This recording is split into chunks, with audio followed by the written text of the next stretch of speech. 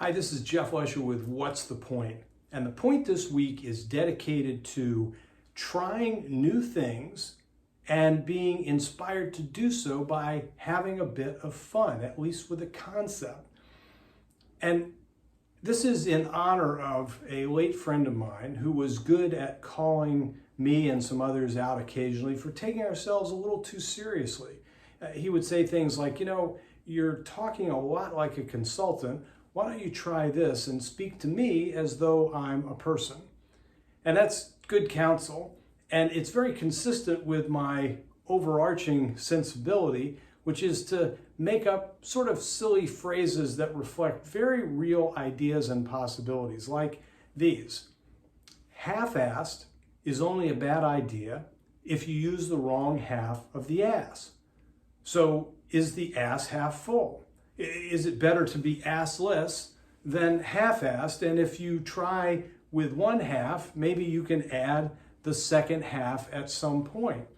Like if that allowed you to laugh a little bit, but also to step back from a situation and say, so what's a way I could get started to go down this path, to be a little bit better, to learn more, and to not take myself so seriously in the process, not the work. We need to take the work seriously, but not take myself so seriously that I'm afraid of trying something, or at least exploring something that may make me look, a bit foolish, especially if it doesn't work. But the point is not as much whether it ultimately works or not, but what is the direction that we're trying to go? Maybe what's even the horizon that we're trying to achieve, and what are some thoughtful ways in which to move in that direction and pick up some valuable lessons and ideas along the way. As we prepare to return to work, but really, in fact, to experience what the post-pandemic era is going to be like, whether it's some of the stuff we've talked about over the last few weeks, where we work from and how often we do certain kinds of work in certain settings, and how we measure progress and success, and how we articulate the vision that we're seeking to have. We have to try new things. We have to be willing to ask maybe even uncomfortable questions. So here's one, and maybe we'll talk about it more next week. I'm going to be interviewing some folks on the podcast, Inevitable, the Future of Work, who are a medical doctor and a life coach who have teamed up to help people really be their better selves.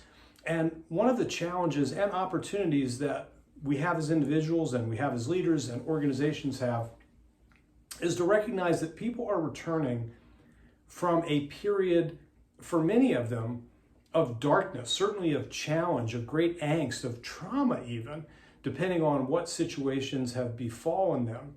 And if we pretend like we're just going to roll back the clock and be in 2019 or something like that, we're going to find ourselves in a whole world of hurt as whatever's going on beneath the surface begins to bubble up and bubble over because we didn't seek to understand it better at the outset. And one way we can do this is to ask. And one way to earn the right to ask is to share first. So maybe what's happened for you, how has that left you feeling? What sorts of questions or concerns do you have? And then we can invite a conversation. If that's the half of the ask that you choose to use over the next few days, you will be very much along the road to become fully asked, and that is the point.